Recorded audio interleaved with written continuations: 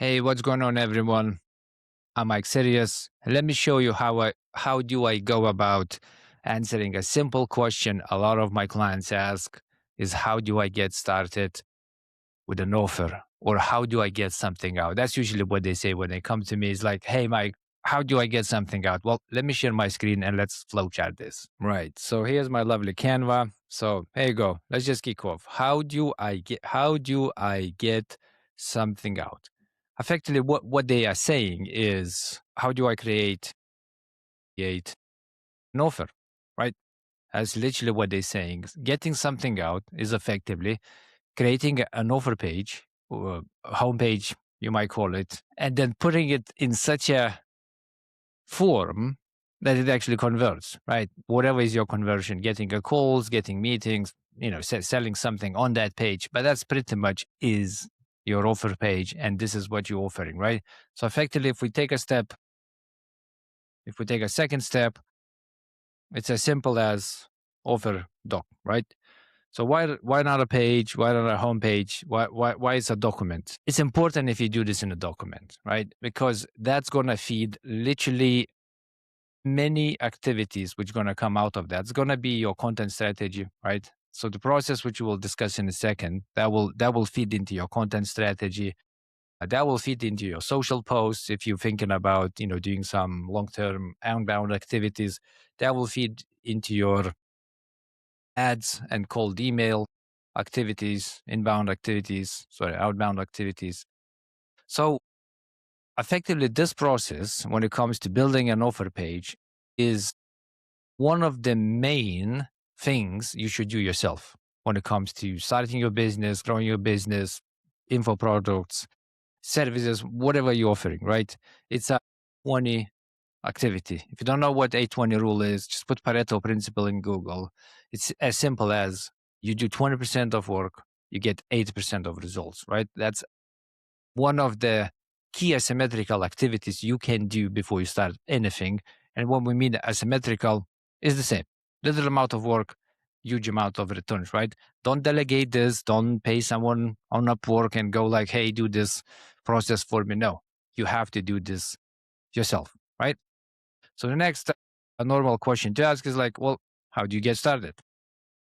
How do I get started? Right. So let me go back to my microphone. So there's three things which you can go about this, and this is usually how that goes, and I'll tell you what I like most. Right. So you can go and do survey data. Right.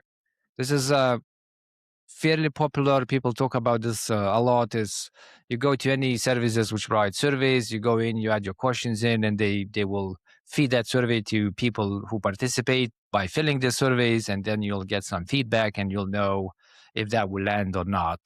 I don't like that. I think this is cheap, fast, and the results you'll get at best is going to be skewed. Simple because people who participate in the surveys are not necessarily your clients. It's usually people who just want to make some quick $5 for filling a survey, providing a decent amount of information for you to base your business on, right? So not good. The best what you can do is actually sales data, right? So let me just put this in here and say this is worst, right? So we don't want to do that. So the best is sales data. Of course, a good question to ask is like, well, how do you go about getting sales data? So that's a very good kept secret. Let's say like this. Anybody, all the businesses who actually sell, they will know the sales data, and maybe your competitors will know exactly what you need to know, but you're not going to get that. You can go pay a lot for research companies who actually have that information, but the least, well, not least, but the path of least resistance is actually start calling, right? And this is where you can, after constructing an offer page, you pick up your phone and you start dialing, and you get your answers. If you can actually sell that or not, if you can sell that, excellent, right? So the second and the most viable approach towards all of this is actually search data, right? This is something which is accessible to everybody, and what we're talking about is what people are actually looking for online and how do you get that data, and how do you construct your offer using that data, right? So what the search data is it's an intent, right? So people, when they intend, is it intent or is it intent? Right, spelling that one, right? So that's a intent data. They go online, Google, right, and they go like how to, or what if this versus that. There's an intent behind that. They're trying to solve something for themselves. They're looking for an answer. You want to know what they're looking for, especially if that helps you build a better offer page, or if that is what your offer is about, right? So when it comes to this one, if we apply the same 820 thinking, right, we're going to have a couple of these. We're going to have Google, right, as our biggest search engine. No point to go anywhere else. And the second biggest one, of course, is YouTube, right? You might think, no, Mike, this is just videos. People go to watch videos there. Nope. Literally half of this is entertainment. Well, actually, okay, more of this is entertainment, but a lot of this is where people are looking to get answers to problems they're trying to solve for themselves, right?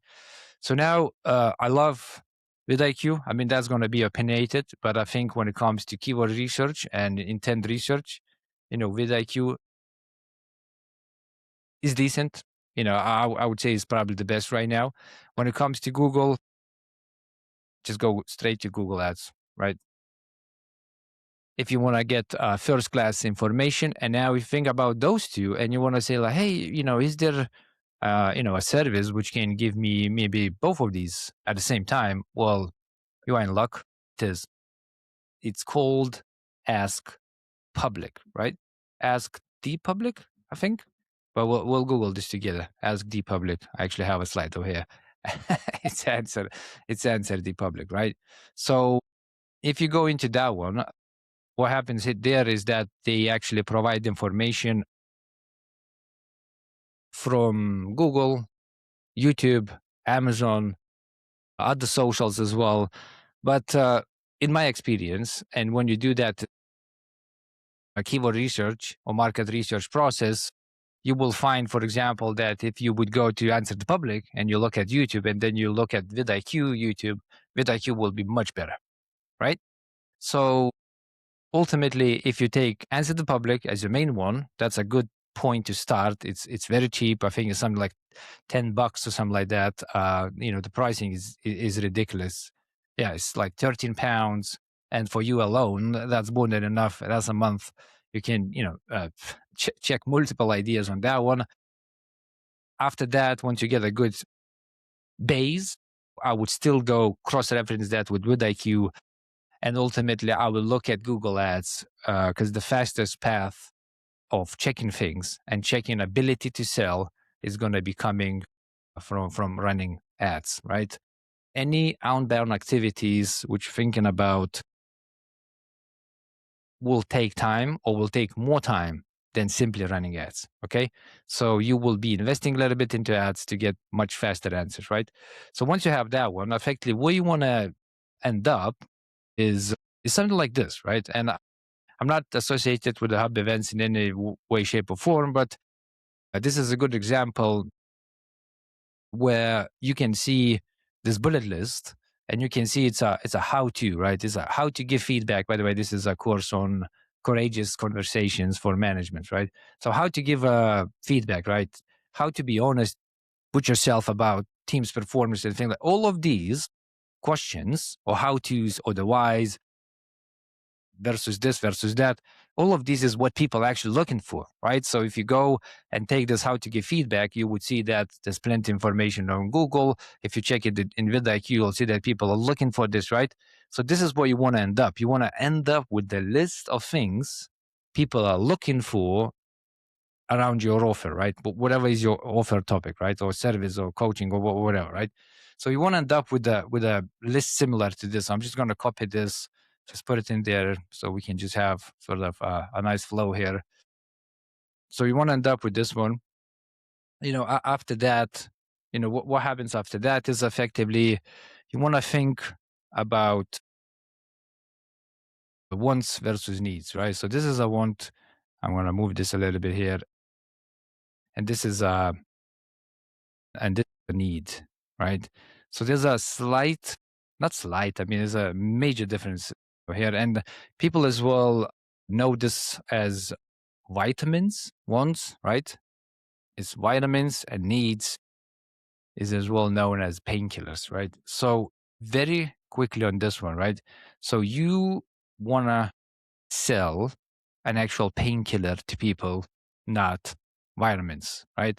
It doesn't matter what they really want, is what they need, right? The need will drive conversions, okay?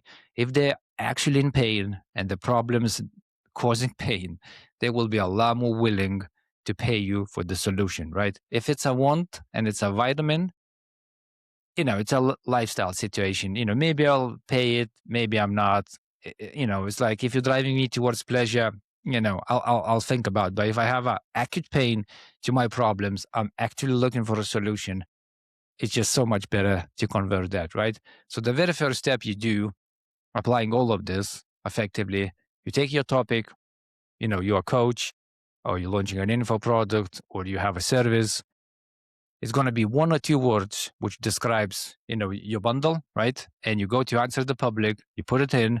What is going to happen is that it's going to give you a list of all of these queries. And I'm not going to show you a demo of that product, but there's another video for that. You get that, and you construct this list, and that's your step number one, right? Step number two is when you're doing this, which is I see this a lot as a mistake being done. So I'm going to make these two bubbles here to try to illustrate that mistake, right? So one will be, the market, right? So this is where you sort of try to sell your thing, right? And this will be your offer, right?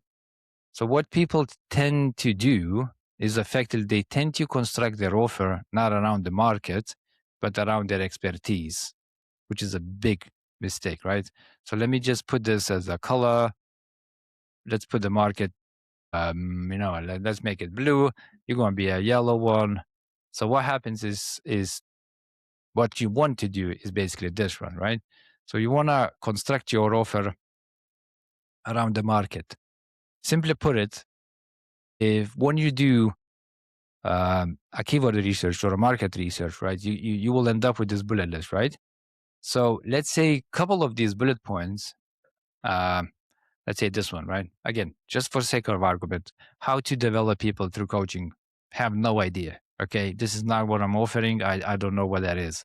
But that sits under the main topic, which you're trying to build an offer about, which is courageous conversations. You will need to learn this, right? It's will go into your offer because that's what people are looking for. Their pain and that's their need, right? So you will need to close that skill gap with yourself. You will need to develop skills around that, and you will sell that to people and you will teach them. You're not going to be doing what is happening a lot, which is inversion of this, right? Which is basically that becomes your offer and that becomes basically your skill, right? So I don't know why that thing's not clicking, right? You don't build your offer around your skill, right? Because it will be smaller one or it will be skewed. Okay. So let's imagine you don't know how to coaching, right?